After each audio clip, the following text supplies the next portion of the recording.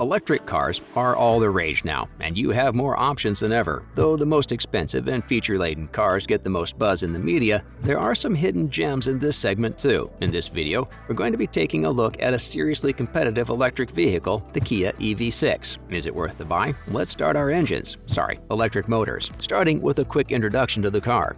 A thoroughly modern, breakthrough electric car that further extends their EV leadership.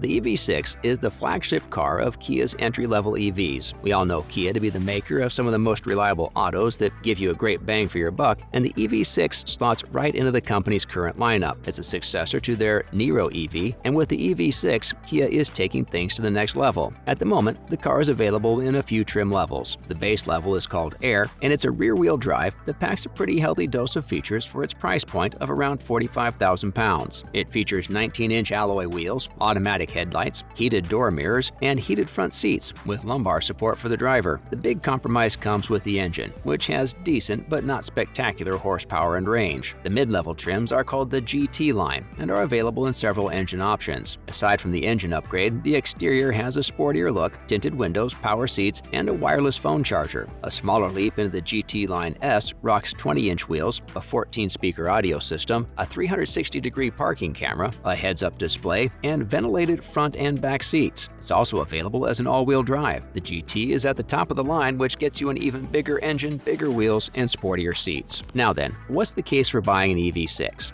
It's fantastic in many ways, and this thing, in my opinion at least, looks awesome, and a whole bunch of people in the office agree. Electric cars these days look a lot nicer than they used to, but some EVs can still sport some weirdly futuristic styling. It's as if they want you to know that you're so cool and you own an electric car. But that's not the case with the EV6, which has a pretty classy style. If you like how cars look right now, this is a great option for you to consider. Getting inside the car, you'll notice that the only difference between the trim levels is the engine and certain additional features. That means you get a sleek interior even at the base Air model. The only thing unusual inside the car is the gear selector, a dial, and the big 12.3-inch screen. The rest is a decent leather interior that's easy to settle into and feel comfortable. Also, despite the car looking like a hatchback sedan, it's a crossover SUV. That means the interior comfort doesn't come with a compromise in space. This is a decently practical car with good cargo space, which is what you'd expect from a crossover SUV. There's also a lot of room for human cargo, or passengers as normal people would call them.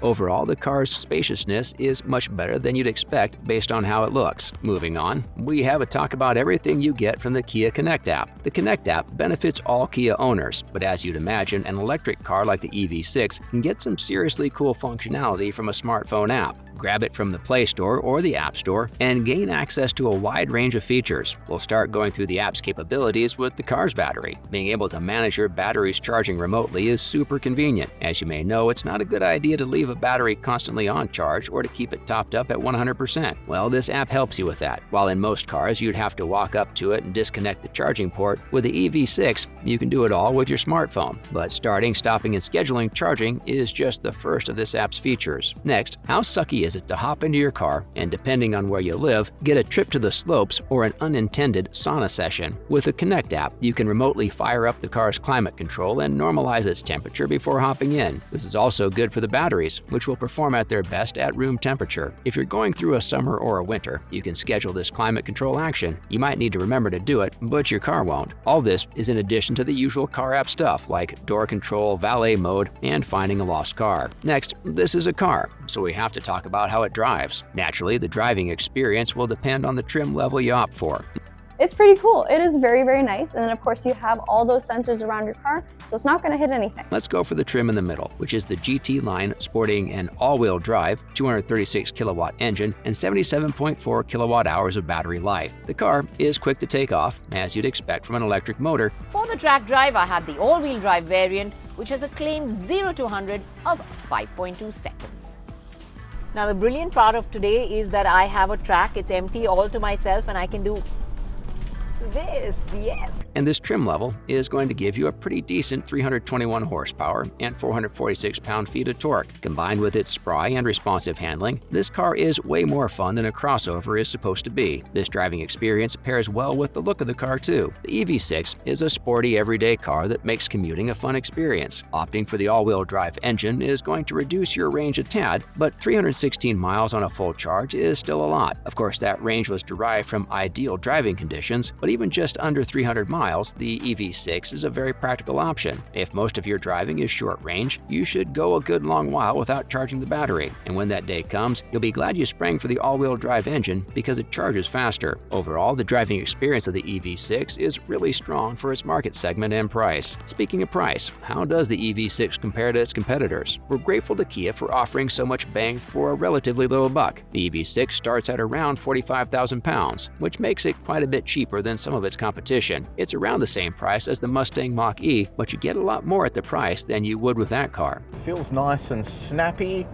And in this normal driving mode, the way it delivers that torque is really nice and linear. So it just gets up and goes. It doesn't sort of do anything too funny. The Volkswagen ID.4 and Chevy Bolt EUV are cheaper than the Kia, but they offer a less complete and well-rounded package than the EV6. Does the Kia brand have as much prestige as, say, splurging on a Tesla Model Y? Probably not, but the difference is that you might get an EV6 at some point in your lifetime. We're exaggerating the Tesla waiting list, but not much. If you're shopping at the EV6's price range, you want to opt for a car that'll give you a good feature set that'll last you a long while. The only cross-shopping is the Hyundai Ioniq 5. That car has gotten rave reviews, and the EV6 is based on the Ioniq 5. The difference between the two is that while the EV6 is a more traditional car, the Ioniq 5 takes you straight to the future. These cars are great, and we encourage you to compare the two to see which one you prefer. Finally, there are some downsides to the EV6. They're nothing major, but we should put them out there just for completion. These cars are just truly stellar, really, really good. I checked battery temps again. We are at good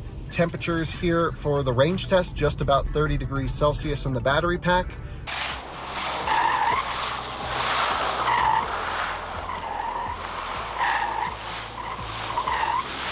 The one on the outside has to do with trunks. There's a minor issue with the rear trunk and a bigger issue with the front trunk that's become a staple of electric cars. Starting with the rear, we mentioned that there's a lot of room back there for stuff, as long as your stuff isn't too tall. The car's low profile had to come at a cost somewhere, and for the EV6, the downside is that the roof is too low for you to load taller objects into the trunk. You can gain some height by removing the false bottom, but it doesn't make much difference. As for the front trunk, well, there isn't one. When you open the hood on the EV6, the inside looks an awful lot like a gas car for some odd reason. Most of the space is taken up by electronics you'd usually find somewhere else, and only a box in the middle that looks like an engine can be used for storage. The space is so tiny and hard to get to that you might as well forget that it's there at all. This front trunk issue seems like another sacrifice Kia has had to make a reasonably powerful electric car at such a low profile. These issues are minor, and we think the EV6 is a surprisingly impressive and well-priced package. But let us know what you think of the EV6 in the comments below. Is it worth buying over its competition? Whatever you do though, don't drive off without liking, sharing, and subscribing.